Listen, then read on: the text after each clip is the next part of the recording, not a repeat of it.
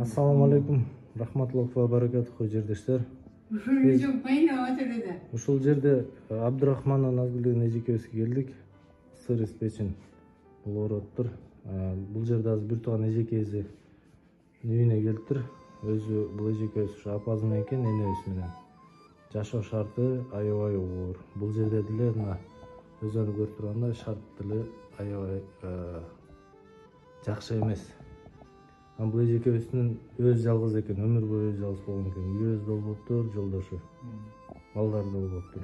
Азыркы учурда ошо энебиз менен чогуу жашайт экен. 90 чыккан энебиз. Эмне дейбиз? Биз Ташкент Садыка биримдигинин атынан 10 000 сом жардам бергени келдик. Азыр мына эжесине тапшырып койлу.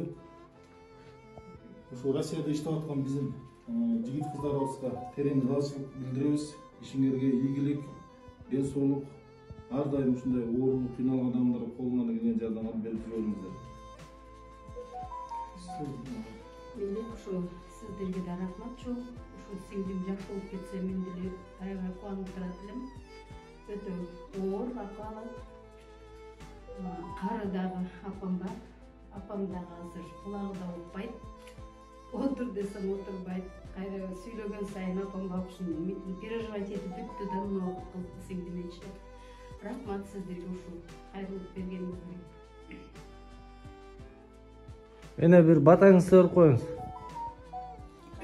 Апа, батаңызды бериң дейт. Ишиңерге ийгилик болсун, өмүрүңөр узун болсун.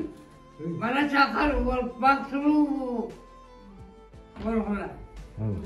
Кудай узун өмүр жашап берсин. Сизге ден соолук.